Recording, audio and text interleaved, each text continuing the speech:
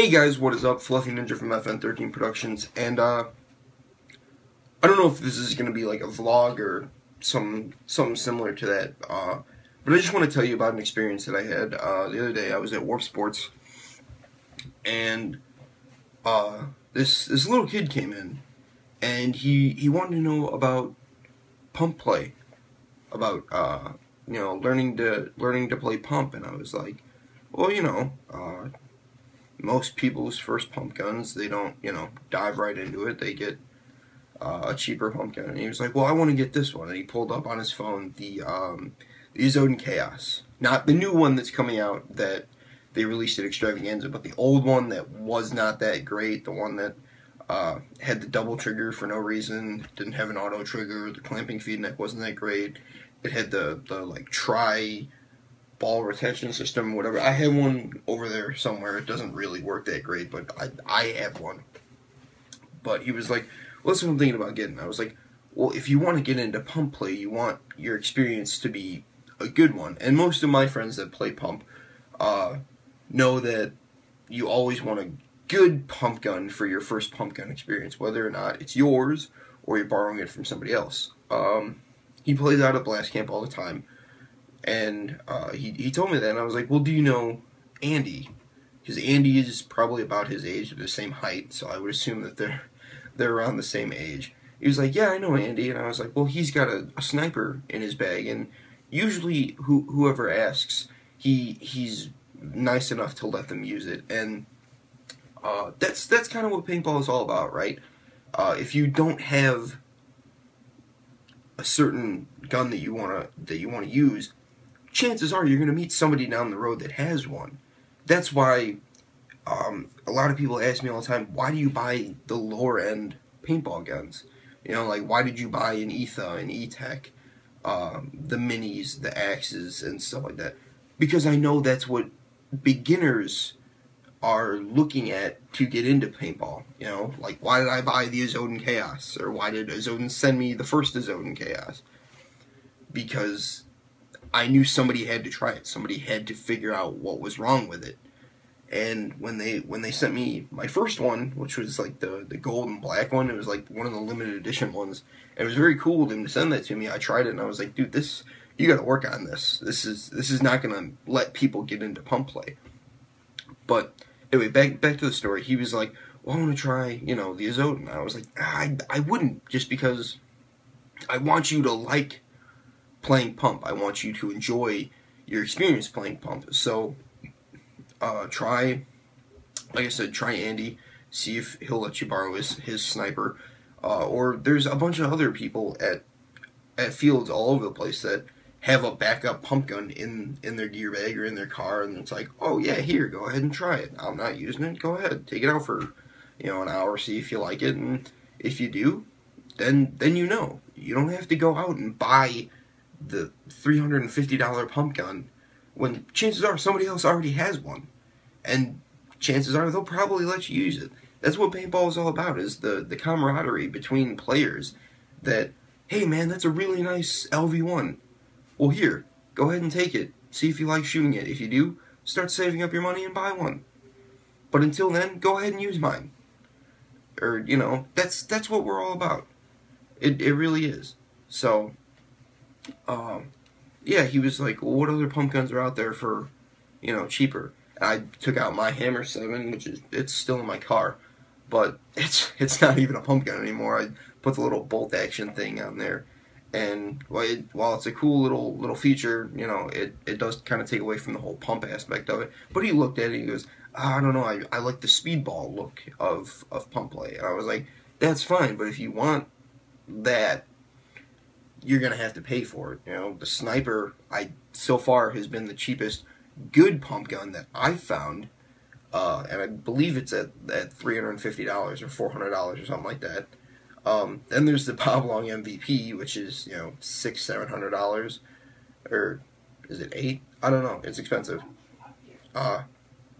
Then there's the T2, which is also about $600, but you can get it customized to whatever color you want. But the thing is, like, getting into pump play, that's an investment, just like paintball itself, which is exactly what I told him. it's an investment. If you want to play pump, then you have to be willing to spend the money to get a good pump gun to where you enjoy playing pump. Like Nathan Gata, very good friend of mine, love him dearly, and all he does is play pump. Every time we go out, he's playing pump. No matter what the odds are stacked against him, he's still playing pump.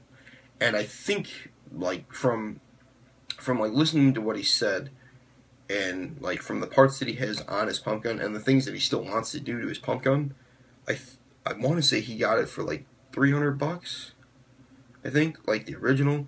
He's got like a $200 body on it now. He's got, a completely different pump kit. He's got a completely different bolt. He spent probably close to $600 on this pump gun, but it's his pump gun. It's one of the only guns that he uses, and there's no other gun like it. I've never seen a pump gun like it, and I've never seen anybody as good with his pump gun as him. I tried using it once, and I did absolutely awful. He was using my Bob Long. He did fine. He's magic. So, like another person I know, Moose. He got a T2, and then I think he's got a speedball gun somewhere. Like it might be like an old Ion, maybe. But again, he's got a T2, which he spent his money on to make sure that he got the pump gun that he wanted, and that's what he shoots like 3.5 cases a day at a big game. I don't know how he does that, but it's all about the investment on what you want to do for paintball. So back to this kid, I was like, try the Hammer 7, try the Tracer, and he was like, I don't know, I just don't want the speedball look. And I was like, then you need to go find somebody that has a sniper, somebody that has a Bob Long, and ask them to use it, because you're gonna regret buying a bad pump gun that you don't like, and then finding out that you don't like pump play. Whereas if you borrow somebody's good pump gun, you find out you like it, you find that you get better at it, you buy one yourself, and all of a sudden, you're a pump player. But it's all about it's not about going out and buying the most expensive thing. It's about finding something that is within your price range, that is good for what you want to do, and then getting better at it. So if his price range is $200, that his Odin Chaos is in his price range, but it's not going to be a good experience. Whereas so is the Hammer 7 or the Tracer, and that's going to be a pretty decent experience because they've got auto triggers, they've got clamping feed necks that are good, they've got better detents. Both of them are first strike capable, which is awesome. You can use them at mag-fed games, pump games, limited ammo games. So, yeah, I understand he wants the speedball look of that Azodin, but I want him to have a good experience playing pump paintball, which is why I told him, don't get the Azodin, go out, try somebody else's. So that is just kind of like my random rant on, why I used to buy all the lower end paintball guns, so somebody getting into paintball would have something to try, and that they would be like, you know what, this is what I want, this made my experience so much better, so I'm going to go buy one of these. So with him, somebody letting him borrow a pump gun, it's going to make his experience great, he's going to want to do it more, which means he's going to play paintball more, and he's going to go out and buy his own pump gun. So, if you are that guy at the field that has, like me, has 6 different gun bags in your gear bag, let other people try them. Will they break them? Maybe. Will they break painting them? Most likely, yes. But that's okay. Cleaning, sitting down and cleaning your gun or sending it back to your manufacturer to get it fixed, that doesn't take away from you, but it gives that other person a great experience, which makes them want to come back into paintball, which makes them want to come back and keep playing and spend money in our sport to keep it alive. So be that guy. Be a hero. No, be that guy that lets other people borrow your guns. Be that guy that somebody can come to and be like, hey, my gun isn't working. Can I borrow one of yours? And say yes.